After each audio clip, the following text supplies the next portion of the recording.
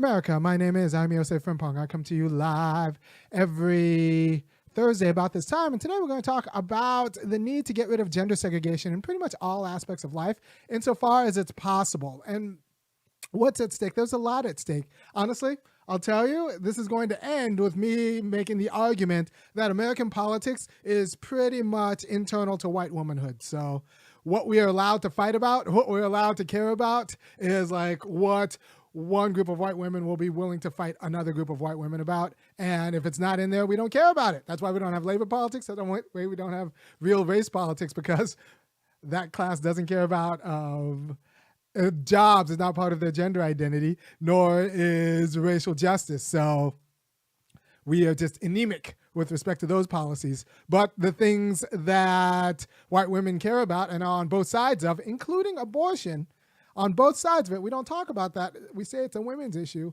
but it's white women on both sides of it. If it were up to black men, it would just be like, yeah, do what you want with your body. So, but what does this have to do with sports, right? So you want me to probably talk about the Penn swimmer, and I don't really have a strong opinion about that either way.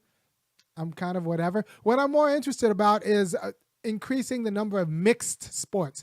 I like mixed sports. I like playing on teams with women. I like playing on teams against women and other men. Honestly, if given a choice, almost all my life, I'd rather just play on a mixed team because it's more fun. Why not? Plus, I like athletic women. I like watching them play ball. So I like mixed sports, and I realized that this could be a thing. I remember in high school when I was playing a pickup game I was a junior, and then there was a freshman who played basketball, and she, went on to play college basketball and now coaches basketball. She was very good, and she was the point guard for the opposing team, and she moved just as well as everybody else. And so at the margins, there are going to be size and like muscle, whatever matters, torque matters, but this isn't something where women on the field aren't dangerous, right? Because we just need to redesign sports so that we take the advantages out. I was thinking like something like golf, you just make the courses smaller, right? You take the long drives out or adjust the pars so that you take the long drives, you make them less relevant. I think you just add a stroke on that just makes it less relevant. Or you just shorten the courses and that makes it less relevant. There was basketball where like you'd play 3-on-3 on 5-on-5 half court, and then if a woman scored, it would be 2 points. Like you could make the gendering less relevant in the same way you make weight less relevant by having weight classes, right? And you have golf handicaps. Like we could design the game. We could design the game so that whatever like physical advantages men have can be taken down. Also, there's a whole group of sports, an entire group of sports where we disallowed women from competing because they would beat men, right? And this is including shooting.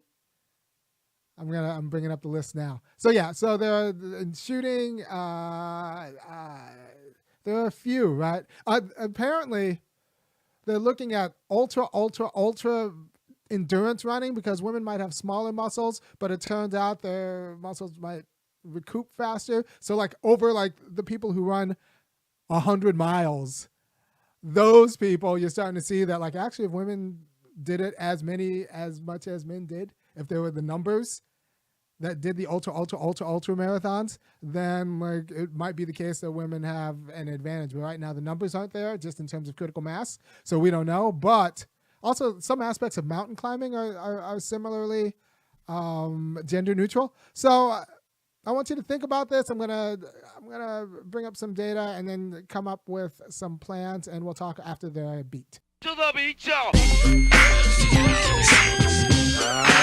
Yeah. sound good to me. Never change the ways for the world or the government. If I was the president, then I would state facts. You leave it up to me, I paint the White House black and ain't no future in your front. To the beat, y'all. And we're back. So think about what it means. Some of the laws were passed, or some of the sports were passed because we wanted to protect women from the aggressiveness of men and the physical disadvantages they had in playing against men. But some of the laws were passed because we wanted to protect women, right? So skeet shooting. In Barcelona, Zhang Sheng wins a gold medal. The event had always been an open event.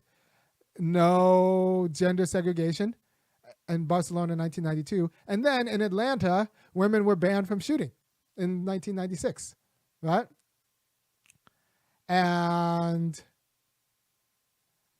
yeah, so like it's not always women being,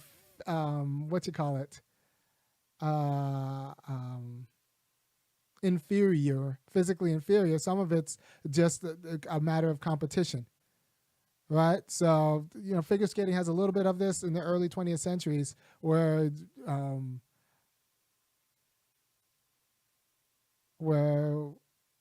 women were banned, not because they weren't as impressive as men, but because they didn't want women beating men. So, but now things have kind of changed. So you just have to keep both in mind. I was thinking of a gender neutral sport, pickleball. If you ever know anything about pickleball, I didn't know pickleball until I came to the American South, but pickleball is really darn close to being gender neutral. Really darn close to being gender neutral. And you can just redesign sports. You can just redesign some sports so that it's not, so that I don't know, Martina Navratilova won her last Wimbledon at 50 in mixed doubles, and she was, competing, right? So we just need more sports like that. And so, we could redesign sports.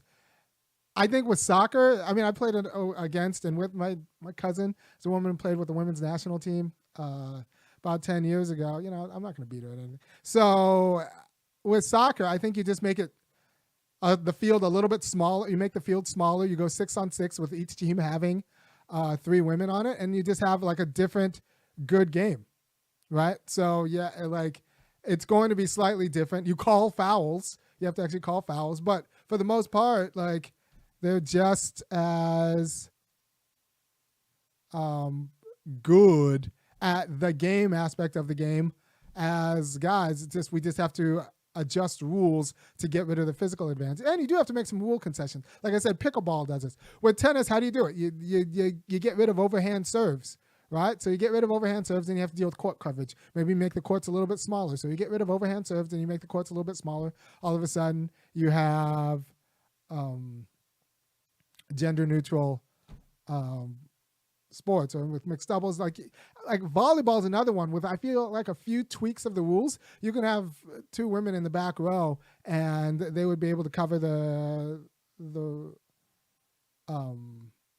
court as well. And you raise the the net a little bit, so the overhand spikes wouldn't be as vicious necessarily, just 6 inches on the men's side.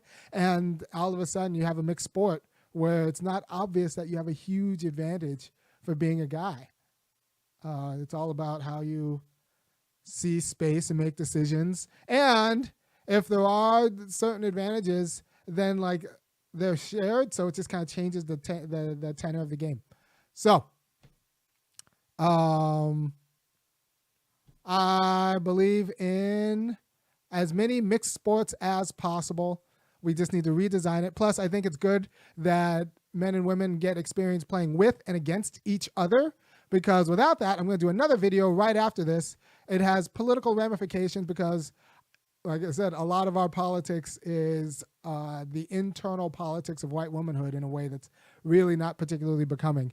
And what's allowed to be talked about in sports, in politics, is only what kind of they allow. So I'm going to talk about that in another video. But this was the mixed sports, and like 3-on-3 basketball, where each team has one woman on the court at the same time, would be a great game to watch. Would be like a fantastic game to watch. Like, do I want women playing football? No, but I don't really want men playing football either. Like, I don't really see, like, but 3-on-3 basketball, where it's not about, raw physical contact because you call fouls, but it's about like moving with the ball, and I know that women play ball, like so I think 3-on-3 basketball, if each team mandated to have a woman, those mixed tournaments would be really interesting to watch, because they'd be trying to create mismatches while getting away from mismatches, and I think it would be really, really interesting. Because you don't need to be the best person on the court. You just need to be dangerous. You need to be someone who can't be slept on. And there are enough women at the elite level that all of them are dangerous. They're no Michael Jordan. They might have the physicality of Michael Jordan. But this is why NBA games are good, because any team on any day could beat another team because everyone is sufficiently dangerous. So what you want is like to create the conditions for the sufficient danger. And that's the competition. Thank you very much. And I'm going to do another video right after this one on something that's on just like the internal politics, how U.S. politics is now the politics of white womanhood. As long as they're on both sides of the debate, then we can have the debate. But if they're not on both sides of the debate, it doesn't even get into the debate. And that's a problem. But I'm going to end this stream and come right back with a different one. All right. See you in a few.